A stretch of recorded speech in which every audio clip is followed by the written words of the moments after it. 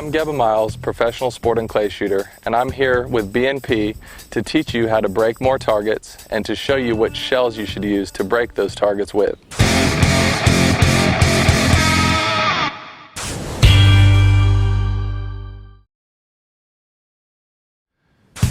To find the proper shooting stance that works best for you, figure out how your lower body moves the best. For me, I like to have my feet just inside shoulder width apart so that I feel like I can move fluidly with my lower body. Some people feel more comfortable with a little wider stance. Some people feel more comfortable with a more narrow stance.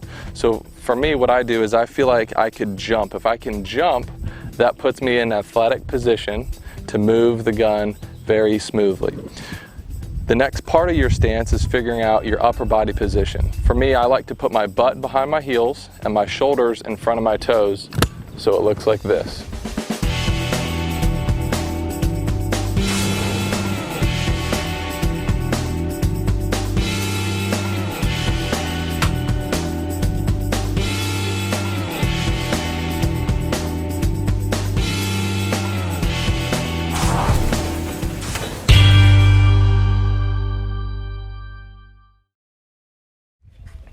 Once you have the proper posture for your shooting style, now we need to learn how to look at the target clearly.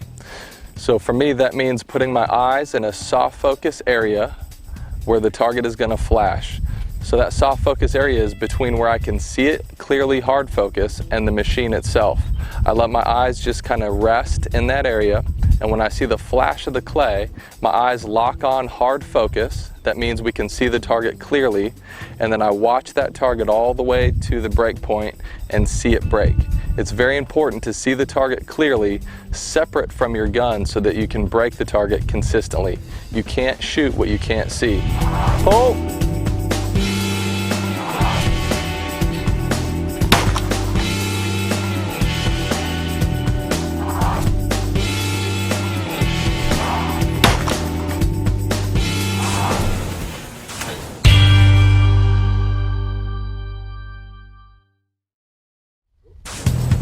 The next most important aspect of breaking more targets is learning how to match the speed of the target with the speed of your gun. So we need to utilize both our stance, our posture, and our eyes to be able to do that. So for me, my move starts in my lower body. When I say pull, I push off my legs. I see the target come from soft focus to hard focus.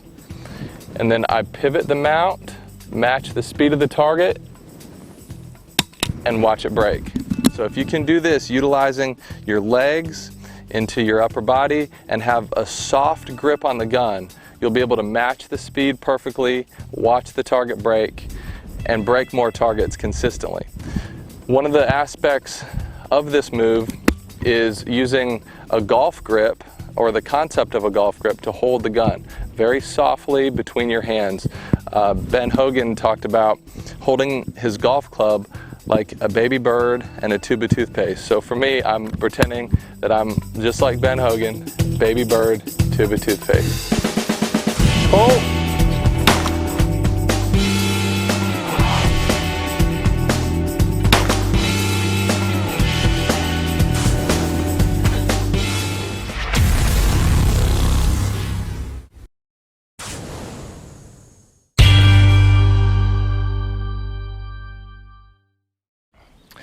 Lots of people are curious about the differences between sustain lead and swing through. So this first technique I'm going to show you is sustain lead. The most important thing about setting up a sustain lead is to find your break point, your hard focus point, and put your hold point halfway between. So let's take a look at a target, and then I'll show you how to shoot it. Pull! Bang. So I want to kill this target right here. And I marked something in the distance. I've got a tree marked and something on the ground. Next thing is hard focus. I'm going to put my eyes slightly out of the machine because my hard focus is right here. So I'm going to put my hold point halfway back, right over the number 5 house. And the sustain lead looks like this. Pull! So that was a perfect sustain lead. The thing about a sustain lead is when I say pull, I got to push off my legs, but keep my barrel quiet and patient and when I feel it connect to the gun, I match the speed and pull the trigger. I'll do it a couple more times. Pull. Pull. Perfect.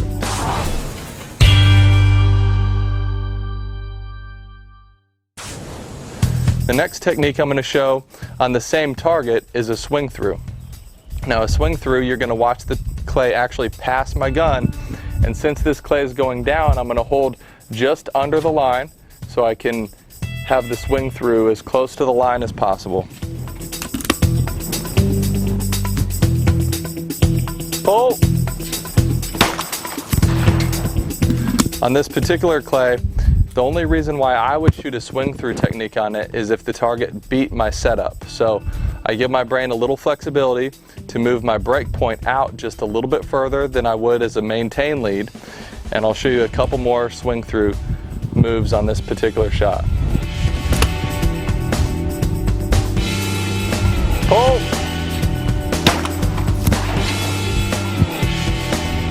Pull!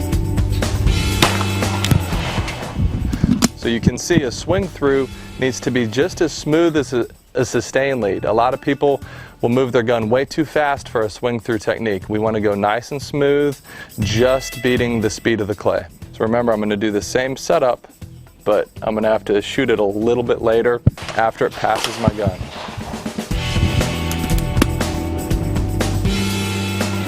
Pull! Pull!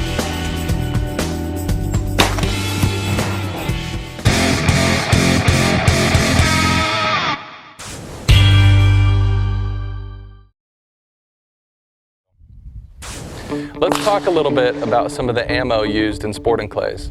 In America, you can shoot a 32 gram or 1.1 ounce shell.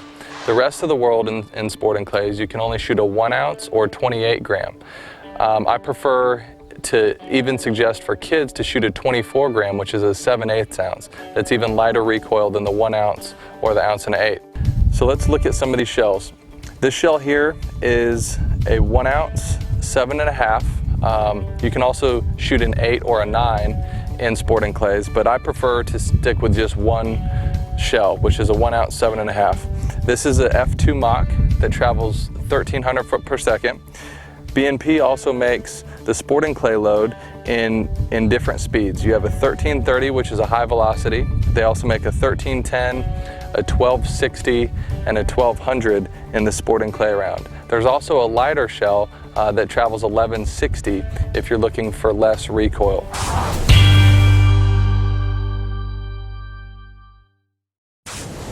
B&P offers several different shells for sporting clay.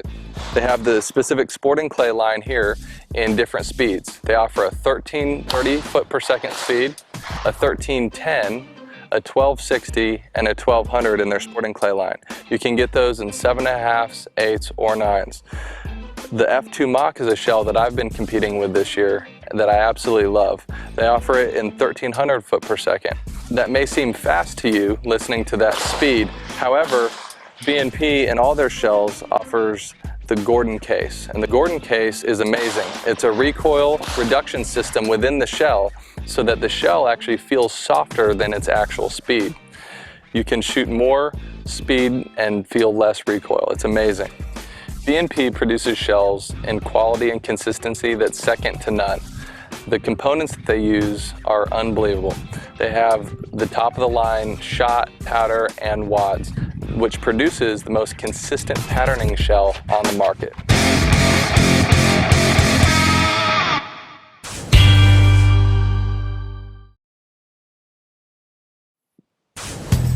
We've received a lot of questions about what type of targets are harder than others, and it depends on who you are and your style and feel for shooting. Some people struggle more with targets that are going away. Some people struggle more with targets coming into you.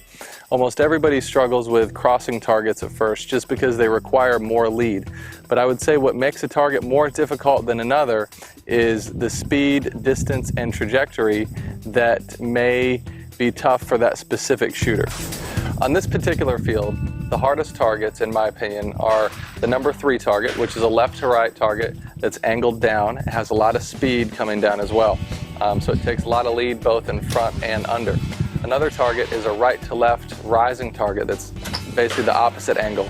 And that takes quite a bit of lead as well, just because of speed and distance. It's about 5 to 10 yards further than the 3 target.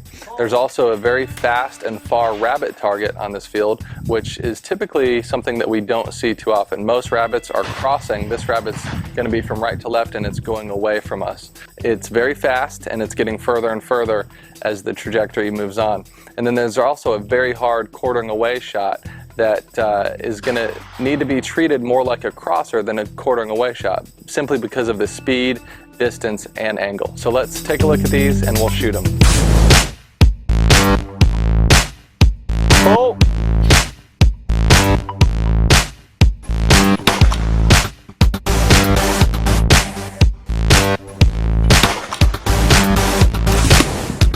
Pull. Pull.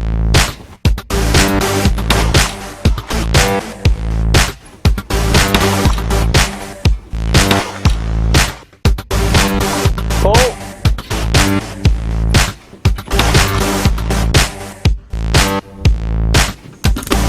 Pull.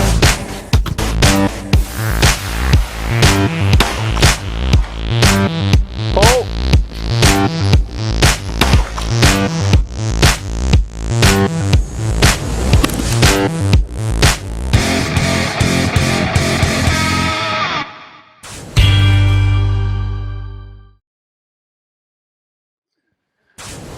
We're going to address some of the common mistakes that shooters make. And so Andrea here, he's going to show me his normal shooting posture. So Andrea, I want you to pretend like you're just going to shoot a couple crossers, a left to right and a right to left crosser. So why don't you get in your stance and your posture, and let's see how we need to change it.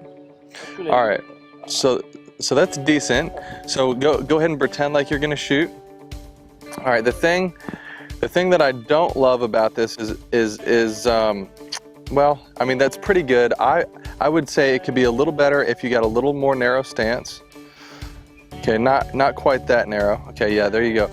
Because his initial wide stance created a lot of tension through his whole body. So go ahead and stand wide again, okay?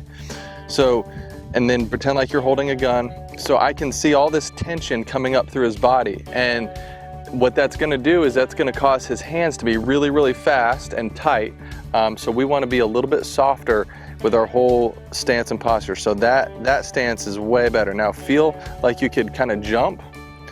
Yes, okay, now let your legs kind of be nice and soft like that, yep. And stick your butt behind your heels, shoulders in front of your toes, yep. Okay, now that stance and posture is much better. Let's pretend like you're gonna shoot. Okay, now I can already see less tension through your body. Now let's bend this elbow a little bit. Keep bending it. Yep, so if I gave you this gun, okay, go ahead and put the gun up there. Nice.